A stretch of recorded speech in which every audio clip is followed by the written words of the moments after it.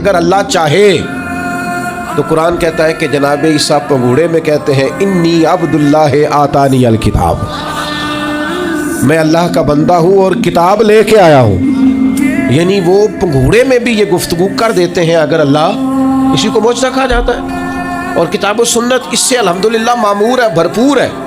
آپ کبھی غور فرماتے جائیں، دیکھتے جائیں، فطرت تو یہی ہے نا کہ مادرزاد اندھا، کوڑا، برس کے مریض، یہ سارے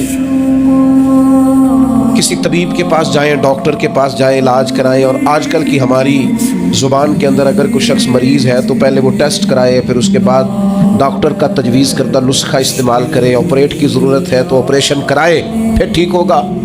لیکن اگر چاہے نا رب اور دے اپنے نبی کو معجزہ، تو پھر قرآن کہتا ہے کہ جناب عیسیٰ علیہ السلام اگر مادرزاد اندھوں کو، کوڑوں کو ہاتھ پھیر دیں تو اللہ شفا عطا فرما دے۔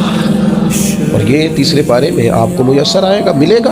اصول فطرت یہی ہے، مزاج یہی ہے، روٹین یہی ہے کہ رب چاہتا ہے تو پھر ہی انسان پیدا ہوتے ہیں، اللہ چاہتا ہے تو پھر ہی حیوان پیدا ہوتے ہیں، رب چاہتا ہے تو چرندے پرندے پیدا ہوتے ہیں۔ لیکن اگر اللہ چاہے اور اپنے نبی کو معجزہ دے تو پھر حضرت عیسیٰ علیہ السلام مٹی کی مورت بنا کے پھونک دے تو اللہ تعالیٰ اسے زندگی عطا فرما دیتا۔ اور یہ قرآن مجید ہے۔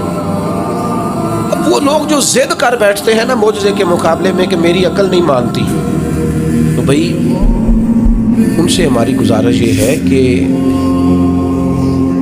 بہت سارے لوگوں کی عقل تو خدا کو بھی نہیں مانتی مانتا، تو کیا پھر ان کی عقل کے مطابق دین کو لیا جائے؟